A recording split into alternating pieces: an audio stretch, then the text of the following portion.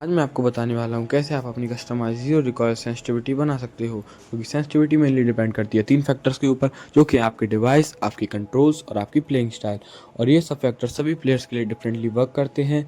और अगर इस सिचुएशन में आप किसी और की सेंसिटिविटी को कॉपी करने की कोशिश करते हो तो आपका गेम प्ले इंप्रूव होने की जगह और बेकार हो जाएगा।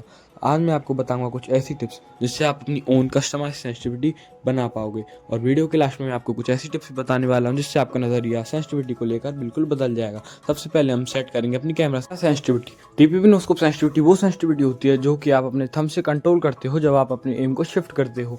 अपनी टीपीबी नोस्कोप सेंसिटिविटी को सेट करने के लिए आपको सेटिंग्स में आके अपनी सेंसिटिविटी को 100 कर देना है। इसके बाद आपको आना है इस लोकेशन पे, फिर अपने एम को डमीज पे शिफ्ट करना है, लेफ्ट टू राइट और राइट टू लेफ्ट। अगर आपका एम शिफ्ट करते टाइम आगे चले जाता है तो आपको करना है अपनी सेंसिटिविटी में -10, और अगर आपका एम पीछे ही रह जाता है तो आपको करना है अपनी सेंसिटिविटी में +10।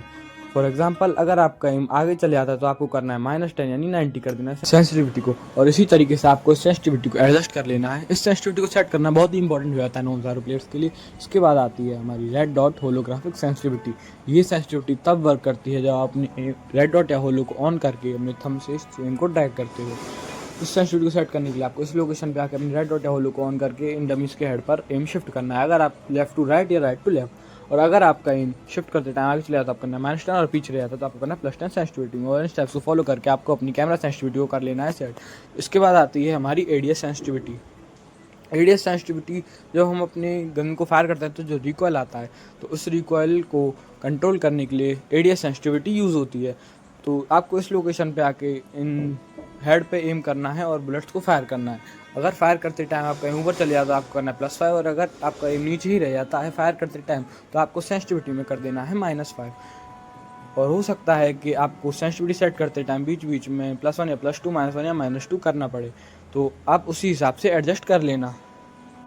और इसी तरीके से आपको अपनी कैमरा सेंसिटिविटी और रेडियस सेंसिटिविटी को सेट कर लेना है 1 बाय 1। इसके बाद बारी आती है हमारी जायरोस्कोप सेंसिटिविटी की। इस सबसे पहले हम सेट करेंगे टीपीबी नोस्कोप सेंसिटिविटी को। फिर से आपको इसी लोकेशन पे आकर, और जो सामने आपको डमी दिख रहे हैं, आपको इनके हेड पे एम करना है।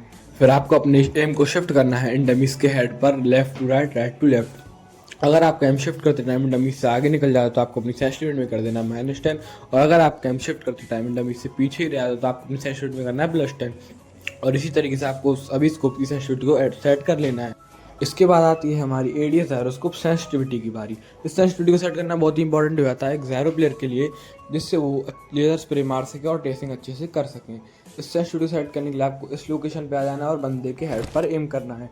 और आप सभी स्कोप्स को लेके आना और बंदे के हेड पे एम करने के बाद फायर करना और उसको कंट्रोल करना। अगर आपका एम रिकॉल कंट्रोल करते टाइम ऊपर की तरफ जाता है तो आपको सेंसिटिविटी में कर देना है अपनी +10, और अगर आपको फायर करते टाइम एम नीचे ही रह जाता है तो आपको कर देना है सेंसिटिविटी में -10। अब इसी मेथड को फॉलो करके आपको टीपीबी नोस्कोप और बाकी स्कोप की सेंसिटिविटी को एडजस्ट कर लेना है।